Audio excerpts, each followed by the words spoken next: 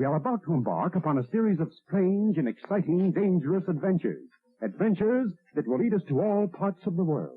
Hello and welcome to another Bad Comic Review. This time we're looking at Victor Vector Yondo, issue 3. This is a 3-part miniseries from 1994, published by Fractal Comics, written and illustrated by Ken Steacy, colors by Genevieve Lacerte Joan Steacy. We pick up where we left off with Yondo and Delta trying to figure out what's wrong with Victor, and Victor is all dark and mysterious trying to fight these aliens. Thankfully, the T-Ray seems to have worked, and we learn the truth about what's really going on with Victor and what's behind his sudden change of personality, and they have to track him down to save him. And then we learn what was really inspiring the aliens to attack was really just sort of a misunderstanding and desire to break stuff. And we get to see the reappearance of a character from last issue, and it kind of leaves off with some potential future storylines that really never kind of develop. This miniseries really seems to have been largely to sell the CD-ROMs of the different adventures of the characters. So there's an advertisement for that in the back.